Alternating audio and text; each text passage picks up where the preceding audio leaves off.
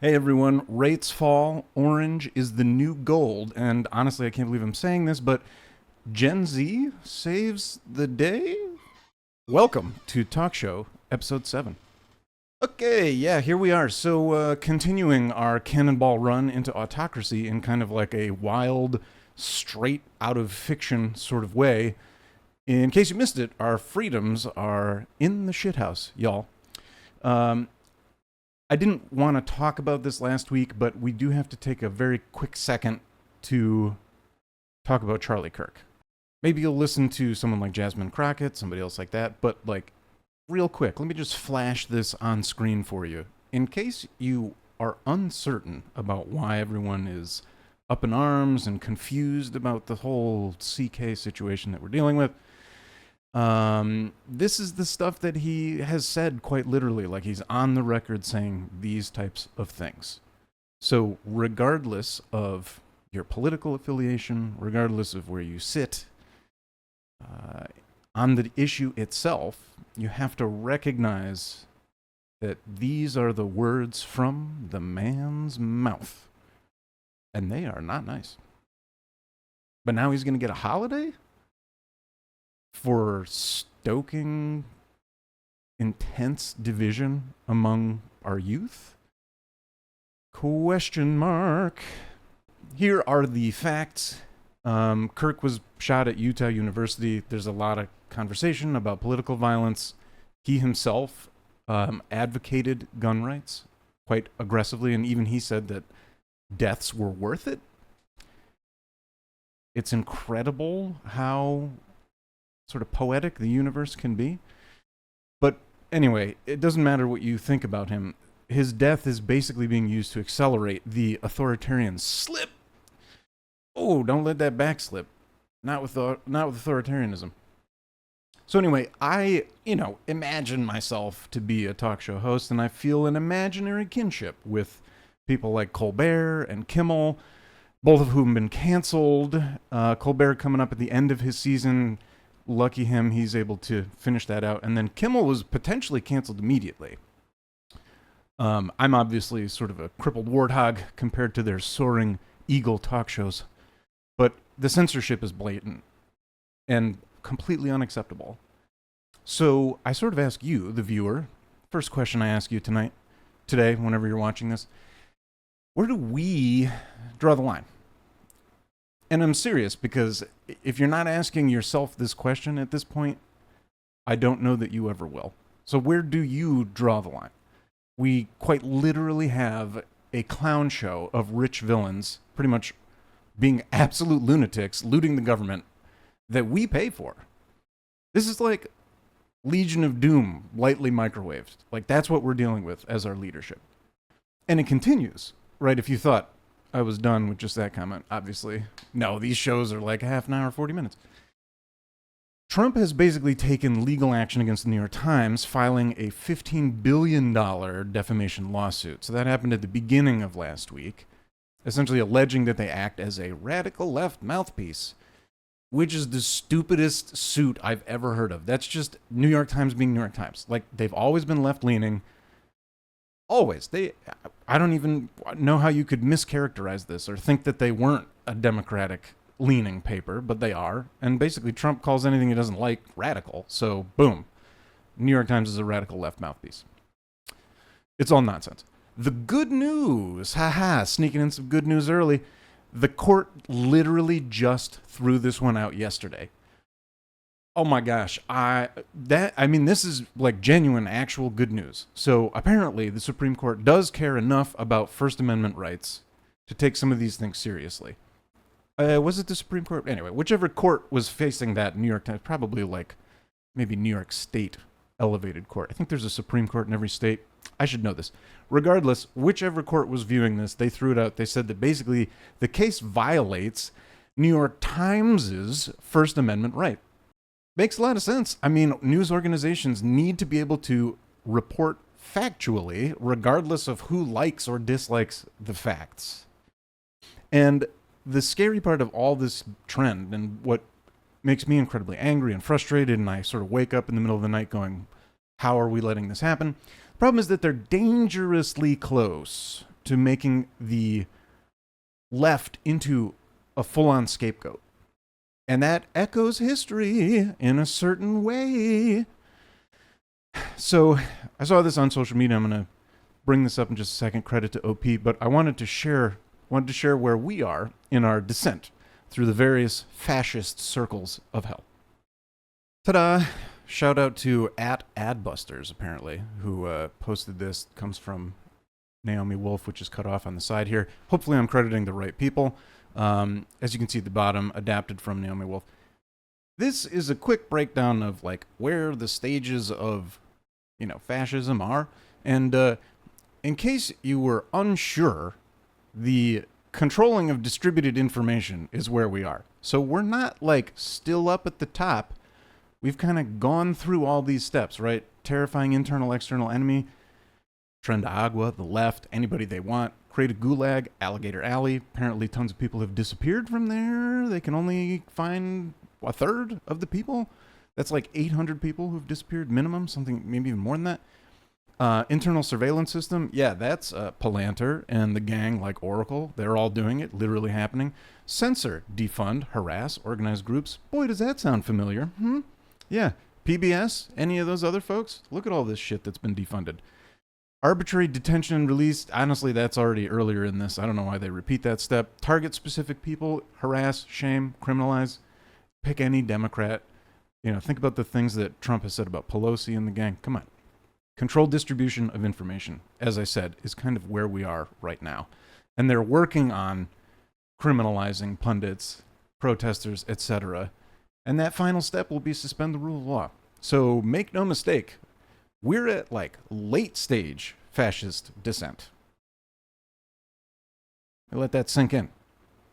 Listen, it's not all bad news all the time. There's lots of other stuff happening in the world. We're going to talk about some other stuff. I'm getting there shortly. But we do need to recognize that the time to act is now. So if you haven't gone to a protest, get out there. If you haven't canceled Disney Plus, I'm very happy to say lots of people have canceled almost immediately. Maybe wait until Alien Earth is over, right? We have to be reasonable. But that's a great way to sucker punch Disney for caving. And may I remind you, ladies and gentlemen, that Disney is supposed to be a family-friendly, even kid-oriented platform. And they're bending the knee to the fascists. And yeah, tip of the iceberg. So anyway, this is all happening. Let's be aware. Oh boy. All right. So the initial rant is over. So let's kind of bump on down to some U.S. news highlights, give you some good stuff. Well, it'll be a mix of things, but some of it's good. First and foremost, the Fed has cut rates. I can't 100% tell if that's due to pressure from the orange man at the top, so who knows if it's good or bad. But it does let some steam off for the kind of just home building and buying industry. So that's cool. There's an increased activity in that sector, causing some housing-related stocks to outperform forecasted numbers, those of you who have money in that market. But let's be careful, hold on to your butts. Second half of September is like almost always soft, apparently, from what I've read, based on investing information and stuff like that. Maybe not. It's all nonsense these days. Who knows? Maybe we'll grift our way to a kick butt September second half. Continuing the trend, immigration shenanigans romp ever onward. H-1B application fees have increased, and the incredibly corrupt Gold Card has officially launched. Fudge this pumpkin timeline, lords and ladies.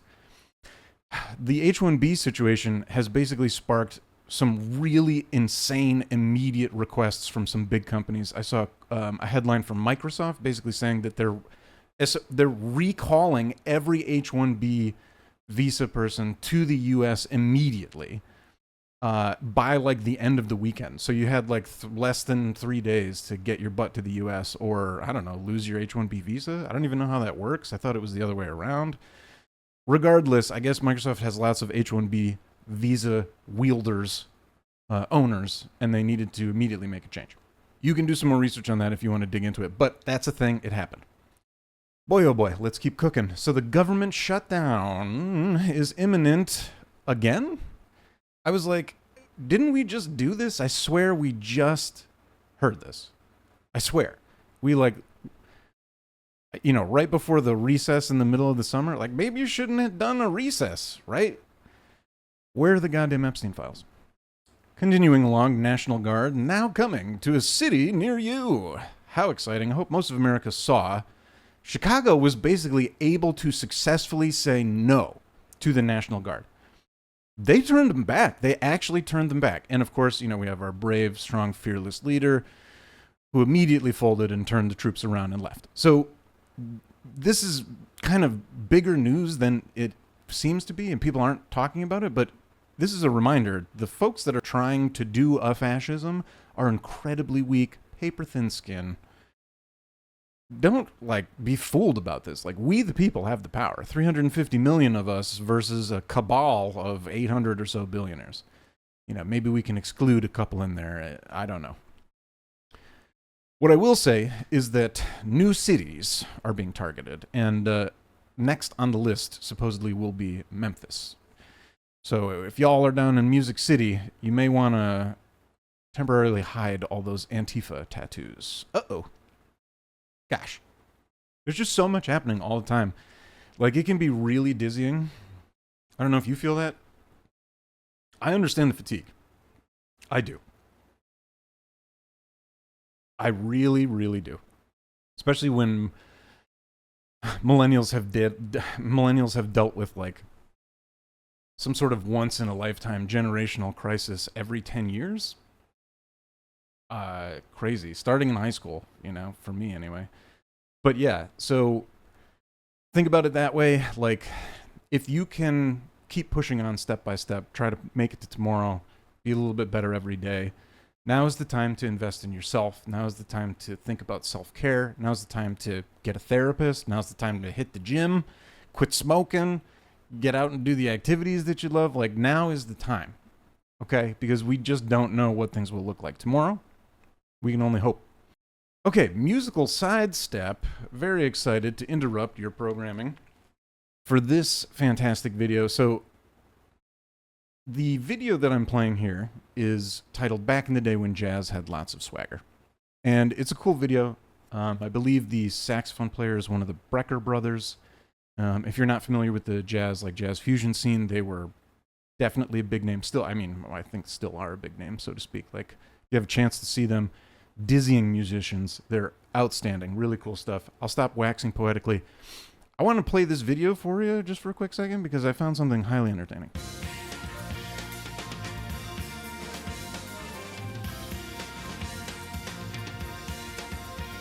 Also, this is a bop.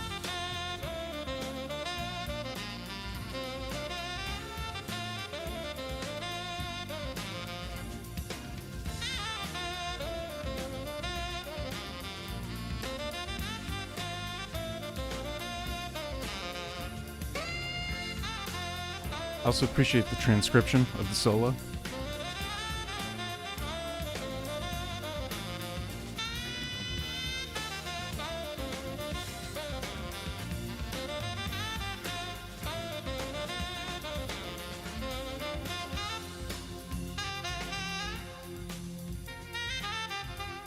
Look at that face. Oh my gosh. This man is a saxophone god.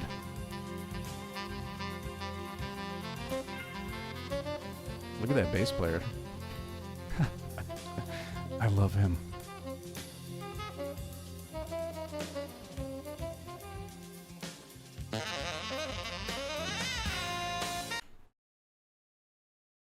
Hang on a second.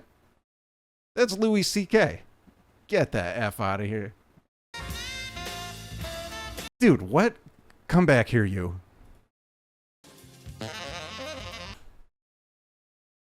This is the spitting image of Louis C.K. No way. What? I'm expecting rude jokes mid-set here. I'm sorry, what? Hang on a second. Come on. Dude, it's him. Before his stellar stand-up career, little known Louis C.K. was a talented drummer with the Brecker brothers. I love that. Somebody else must have caught that, though, right? Let's see. Beep, boop, bop, boop, boop, boop. Oh, my God, yes. Yeah. Someone else is like me and saw young Louis C.K. on the drums. Gosh, that was fun. What a nice little sidestep. So anyway, Brecker Brothers, check them out. Really entertaining music, and you might see Louis C.K. on drums. Oh, gosh. Okay, let's move on to some social media highlights. And honestly, there's really only one this past week. We lost the big man. Big Papa Sundance, Robert Redford.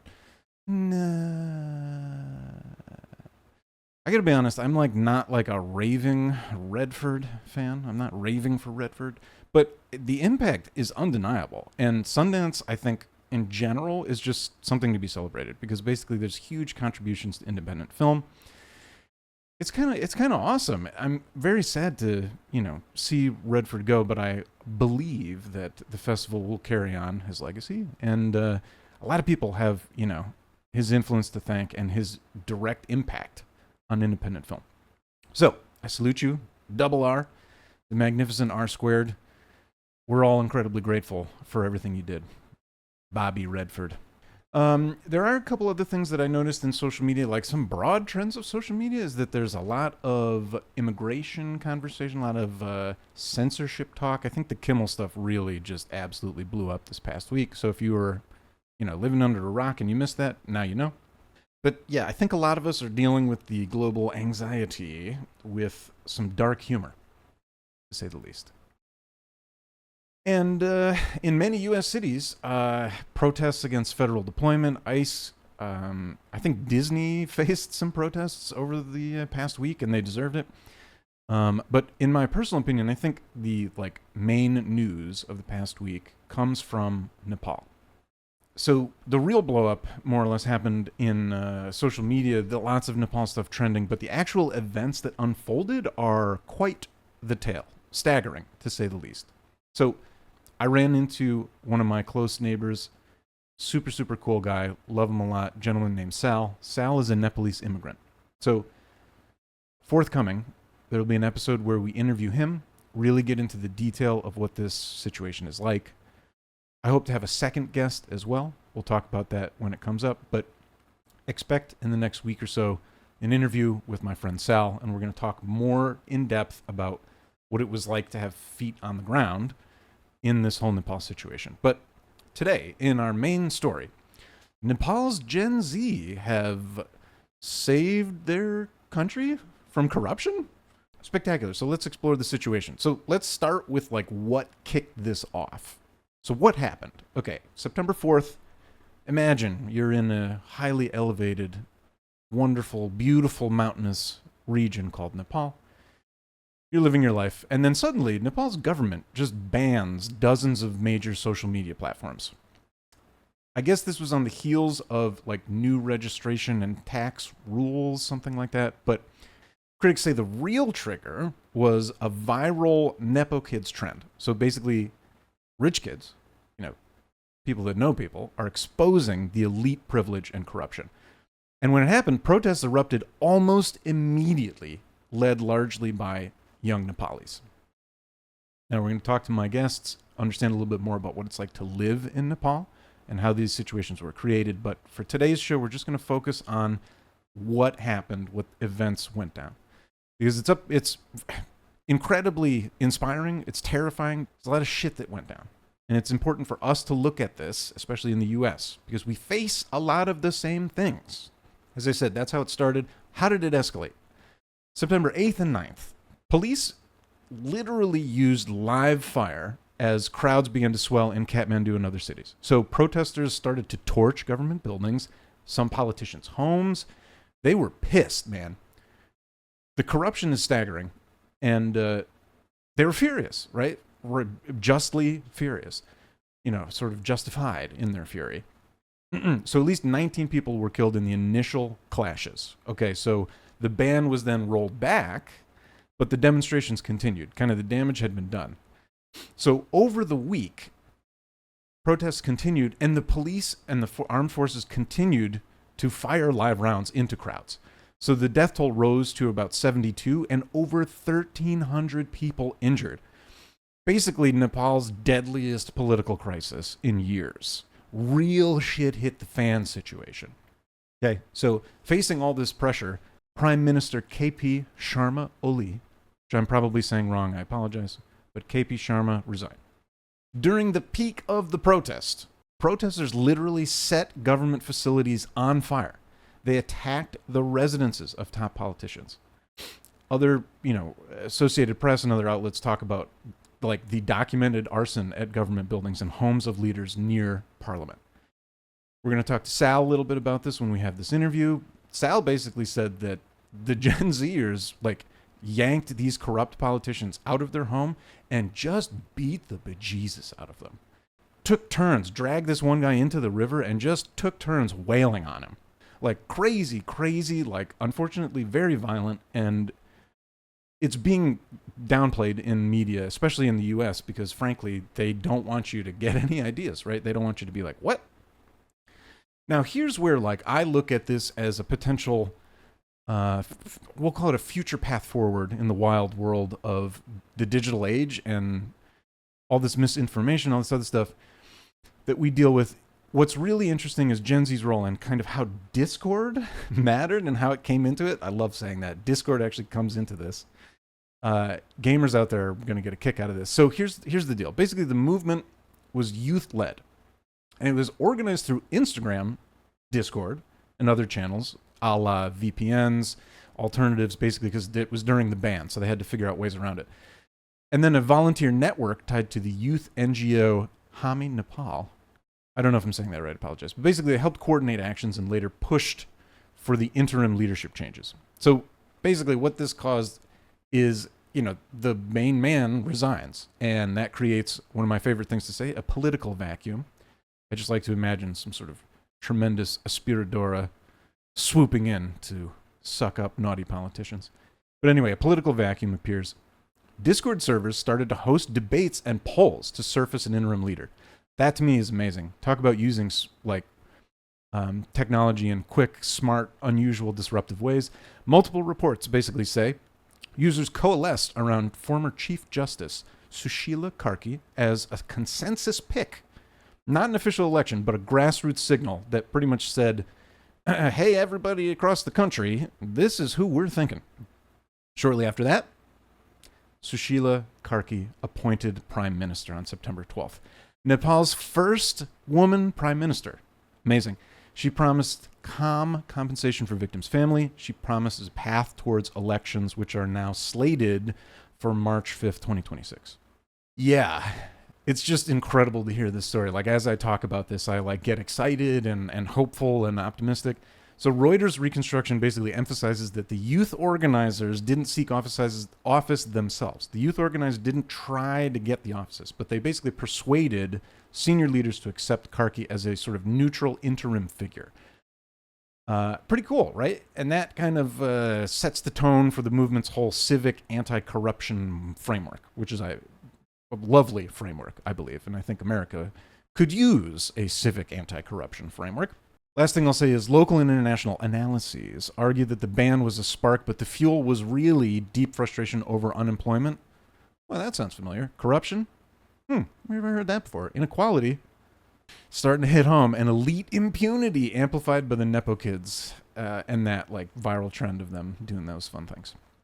Golly gee, heavy overlap in today's world. So fascinating stuff for me and really interesting. What we should watch next, here's what I'm going to be keeping my ears and eyes open for. Accountability, right? Protest deaths, alleged excessive force. Does that sound familiar? Will they be held accountable, or will, they pardon J6ers in Nepal? Stability of the interim government. Number 2. Will the March 2026 elections actually happen on time? Gosh, I sure hope so. But we're going to watch. And then lucky number 3. Whether digital organizing, such as Discord, remain a legit or lasting channel for political voice and faces new regulation. We'll see. I don't know that Discord is heavily regulated these days, but maybe there will be some ramifications or repercussions based on what's happened. All right. I'll post a link to the full interview with Sal and hopefully my other guest. Check out that link in the description once I get there. May not be there when this video is first posted, but soon it will follow. And what I want to leave you with, one last time, America, American Legion, we are many. 350 million strong, like I said, against this weird elite cabal, of a few hundred billionaires. So literally, if maybe 10% of us waltzed on down to Washington Way, clogged everything up till the bad men left, that would work. Just saying, that would work.